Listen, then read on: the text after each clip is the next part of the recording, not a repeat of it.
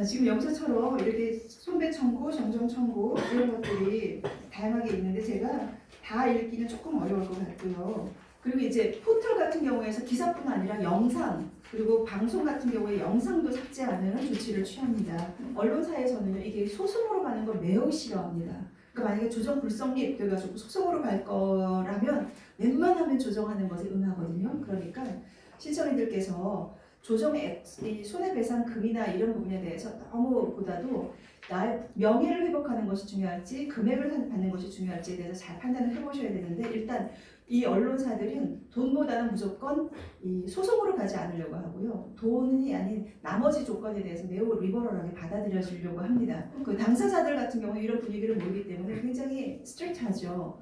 그 금액도 받아야 되고 정정도 해야 되고 뭐 그리고 또 나중에 또 민형사상으로 또 고소도 하려고 하는 경우들이 많은데 나중에 제가 직권 결정문을 한번 말씀드릴 거지만 여기서 합의가 되면 민형사상의 별도의 법적 조치는 취하지 않는다라는 문구가 따라갑니다. 그렇기 때문에 만약에 나는 이거 반드시 형사고소 할 거다. 민사적인 손해배상은 별도로 받을 거다라고 하면 언론중재위원회 안 오셔야 됩니다. 자, 13호 같은 경우는 한번 조금 제가 특별하게 제가 말씀드릴게요. 이거는 가장 손해배상 액수가 좀 큰 편이었었습니다. 2017년 사건인데요. 피신청인이 여자가 혼자 사는 오피스텔에 여장을 한 채, 이것도 아마 많이 들어보셨죠? 오피스텔 여장한테 초인종을 누르면 문을 열려고 남성이 있다라고 하면서 CCTV 영상 캡처 화면을 보도를 했습니다. 근데 여기서의 신청인이 그 사람이 아니었던 사람인 거예요. 해당 영상이 나 오피스텔 침입사건 관련이 없는데 내가 범인이라고 얼굴이 공개됐어요. 그 정정보도에서 1억 원 손배 청구한 사건인데요. 당연히 이 사람 아닌데 잘못 보도한 건 거죠. 그러니까 손해배상 1,000만 원 하고 정정보도 한 사건입니다. 그리고 영상 당연히 삭제한 것이고 1,000만 원이 우리 제3자들 입장에서 너무 많다라고 생각하실지 모르겠지만 이 사람이 받은 이 사생활과 명예 회복에 과연 적정한 수준인지 정말 모르겠습니다만 어쨌든 간에 1,000만 원은 그때 당시 언론 중재에서 굉장히 아주 많이 한 것이었었습니다.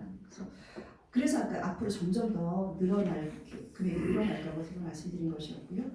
또 남이섬에 관련돼서는 남이섬 설립자를 친일파다라고 언급한 언론 보도가 있었습니다. 나중에 이제 확인한 결과 친일파라고 직접은 언급한 것은 아닌데 뭐 일제에 뭐 협력하고 뭐 이런 식으로 이제 했다라고 했지만 이 부분에 대해서 자기가 친일파라는 명시적인 표현을 쓴 건 아니기 때문에 정정보도는 아니지만 기사 내리겠습니다. 라고 해서 기사를 내린 것으로 조정이 된 사건입니다. 이것도 아주 유명한 사건이죠. 영화 감독이 여배우를 영화 촬영장에서 막 성폭행하고 메르시 촬영을 강요했고 다 누구실만한 다 아실만한 감독이죠. 그 사건이었었는데 이것을 이제 그 신청인이 이제 요거는 특별한 것이 SNS에 이걸 올렸어요. SNS에다가 공개 대상을 전체 공개가 아니라 친구로 제한해서 올렸습니다. 근데 이것을 언론사가 동의 없이 실명으로 그 자신을 인용해서 그러니까 이런 성과 관련된 사건은요 신청인이 그 피해자이면서 또한 자기가 그 기사 자체에 언급되는 것이 매우 사실인지 아닌지 상관없이 매우 큰 불명예스러워하는데 그때 이제 A모 씨, B모 씨 이렇게는 했지만 말씀하신 것처럼 누군지 다 알만한 사람이었었거든요. 서로 여배우도 감독도. 그래서 이제 손해배상을 청구한 사건이었었습니다. 근데 이 사건은 다른 이 기자가 이제 올린 이 기사뿐 아니라 여러 기자들이 올렸었어요. 근데 이 인터넷 조선만 불성립하고 나머지 모든 그 피신청인 기자들은 한꺼번에 샥 다 내렸어요. 그래서 일단은 이런 식으로 요새 연예인들의 이런 관련된 기사 중에서도 SNS에서 이게 전체 공개가 되지 않은 경우라 하더라도 그 SNS에 주인의 허락 없이 함부로 이런 것을 기사화하고 하게 되면 이것도 마찬가지로 언론 보도로 인한 침해로 인정해서 이렇게 손해배상이나 기사 삭제 등을 하게 됩니다. 반면에 기각된 사건도 한번 제가 소개를 드리려고 합니다. 의사 사건인데요. 수면 만취 중 이제 환자가 사망했습니다. 이래서 병원 측의 과실로 인정해서 의사 등이 이제 불복 입건했다라는 보도를 한 것인데 이때 신청인이 의사가 잘못한 것이 우리 병원이 잘못한 게 아닌데 마치 우리 병원이 잘못한 것처럼 피해를 입었다라고 하면서 정정과 6억 원 손해배상 청구한 사건입니다. 의사가 그 병원에 있었던 것은 맞고 또한 이 의사가 페이닥터였어요. 그럼 이 병원에서의 과실로 인정될 수 있고 이것에 대해서 이 부분에 대해서 취재나 이런 것들이 부적합한 것은 없었다라고 해서 그리고 이거는 조금 특이하게 기사를 수정하는 경우였었는데요. 17호 사건입니다. 피신청이들이 블랙박스를 이용해서 이제 뭐 이런 교통법규 위반이다라고 하면서 이런 제보가 늘어나고 있다라고 하면서 블랙박스 신고 영상을 서울시로부터 제공받아서 이제 보도한 사건인데요. 이게 블랙박스 소유자인 신청인 동의 없이 해당 영상을 사용했고 거기에 이제 이런 거죠. 야, 저 포르쉐 들이받는 거 아니야? 야, 저러다 죽는데 뭐 이러면서 그 블랙박스에 나와 있는 신청인의 목소리가 여과 없이 그대로 다 나간 거예요. 에 대해서도 이제 강하게 주장을 하시면서 영상 삭제 또는 손해배상 청구하실 수 있는 그런 사건이고 이 경우에 있어서는 그래서 기사를 적극적으로 수정하겠다 그렇게 해서 합의가 된 사건입니다. 죽은 사람도 또한 피해자로서 유족들이 이 청구를 할 수 있다고 제가 말씀드렸었죠. 이제 유가족에 대한 부분을 신청인과 피신청인이 우울증을 앓던 군인이 투신에 숨졌다라고 이제 보도를 했고 이에 대해서 이제 너희들이 제대로 배려병사로 분류했는데 안 했잖아 라고 했을 때 신청인 부대 아까 말씀드린 것처럼 신청인이 법인격이 있거나 또는 뭐 부대가 법인격이 있지 않아도 신청인 부대 스스로도 이런 식으로 신청인 자격을 인정을 합니다. 그래서 이 부분에 대해서는 정정은 이게 평가의 문제잖아요. 제대로 했냐 안 했냐의 문제이니까 그래서 이런 거는 이제 정정이 아닌 반론 보도로 조정을 하는 경우입니다. 자, 그 다음에 이제 유튜브 얘기를 한번 해볼까요? 20호입니다. 20호에 보시면 시사주간 신문사가 유명 유튜버의 노출 사진 유포 사건을 이제 이야기를 하면서 해당 유튜버와 이름이 비슷한 다른 사람의 이름과 사진을 게재하고 보도를 한 것입니다.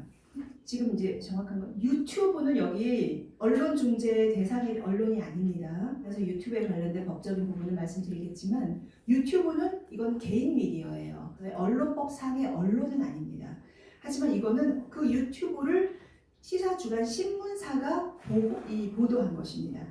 이거 나 아닌데 유명 유튜브랑 나랑 이름 잘못 헷갈려서 보도했고 내 초상권 침해했으니까 정정보도 손해배상해 라고 해서 이 부분에 대해서도 마찬가지로 서면으로 사과하고 손해배상금 300 지급을 하기로 한 것이고요. 기사에 대한 수정, 정정, 손배 청구가 다 병합돼서 한꺼번에 이루어진 사건입니다. 23호 하나까지만 제가 설명을 드리겠습니다.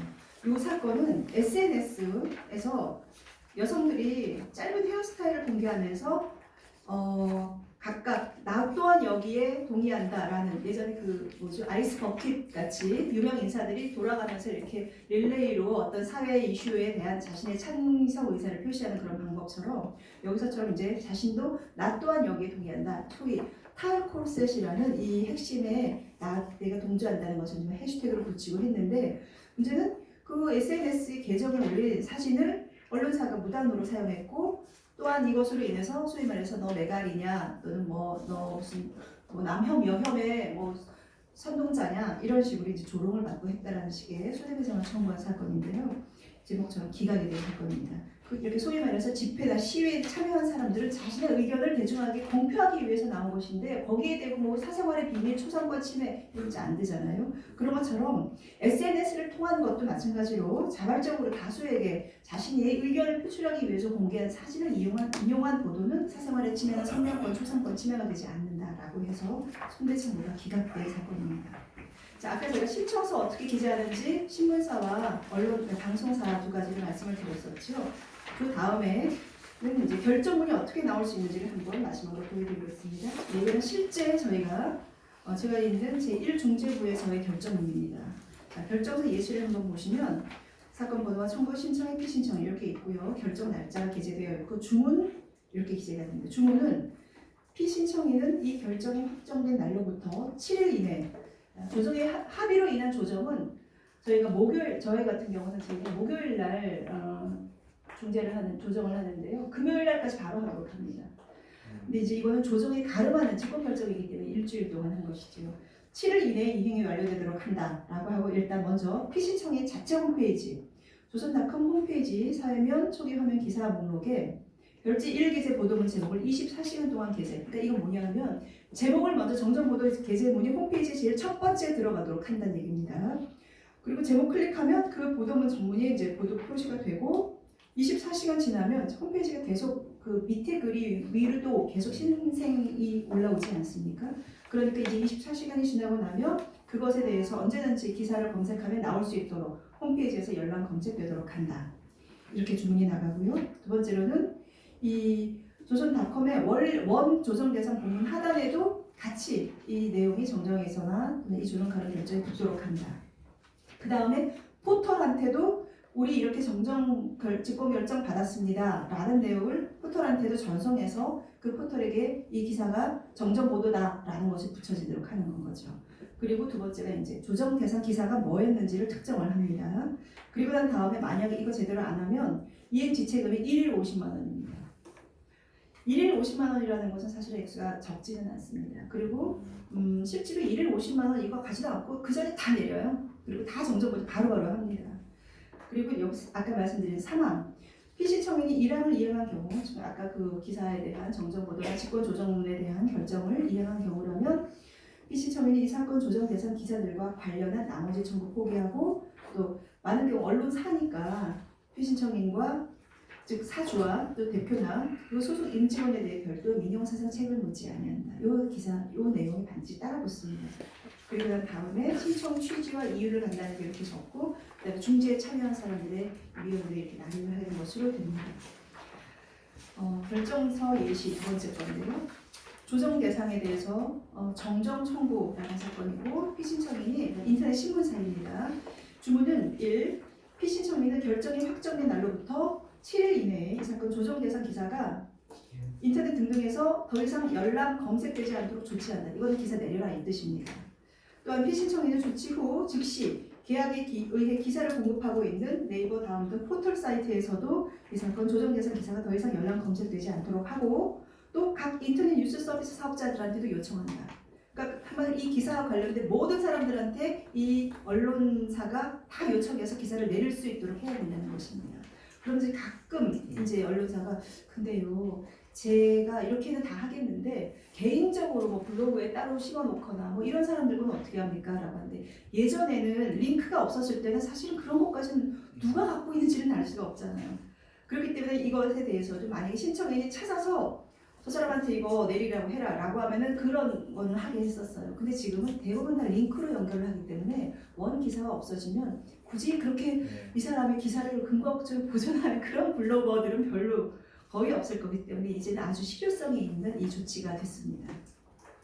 그리고 조정 대상 기사가 무엇인지 기재를 하고 또 마찬가지로 이행을 지체할 경우 1일 50만 원 그리고 민형사상의 조정 책임에 대해서 민형사상 책임을 묻지 않는다 하고 이제 신청 취지와 이유 이렇게 기재를 하게 됩니다. 이런 내용의 이제 결정문을 직접 받으시는 것이고 결정문은 7일 이내 신청한 날로부터 늦어도 3주 이내 무조건 결정과 동시에 받게 되십니다. 지금 제가 오늘 설명드렸던 이 언론 중재 조정에 대한 전반적인 기관이고 이 필요성 내용을 말씀을 드렸는데요. 일단 현재까지 아직 언론 중재 혹시 한 번이라도 해보신 사건 있으신 분 한번 손 한번 들어봐 주시겠습니까? 아 그래도 몇 분 계시네요. 반갑습니다. 하여튼 저는 가급적이면 신청인의 권리 구제에 초점을 맞추어서 이 제도가 운영되는 것이 맞다고 생각합니다. 그리고 많은 경우는 아시겠지만 이 언론 보도가 너무나 무책임하게 나가는 경우가 점점 더 많아지고 있고 반면에 그로 인한 이 피해가 회복이 불가능할 정도로 많습니다.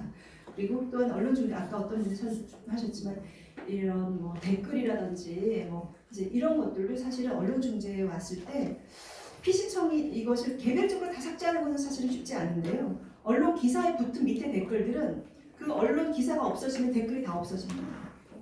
그러니까 굉장히 효과적인 방법이기도 해요. 그러니까 일일이 그 댓글 붙은 악플들을 없애는 거는 아까 이적사항도 안 알려주지만 알려준다 하더라도 그게 얼마나 소모전이 되겠습니까? 기사 자체가 삭제되면 악플이 다 없어져 버리는 거예요. 그러니까 사실은 그 방법에 대해서는 제가 아까 조금 들으면서 팁을 드리려고 했었던 것인데 하여튼 이런 내용은 굉장히 우리 변호사들은 잘 알고 계시면 참 실효성 있는 방안으로 의뢰인들의 권리 구제에 도움을 주실 수 있을 것 같습니다. 오늘 제가 드렸던 언론 중재 및 조정에 대한 기관과 조례사에 대한 강의는 여기까지 마치겠습니다. 잘 들어주셔서 고맙습니다.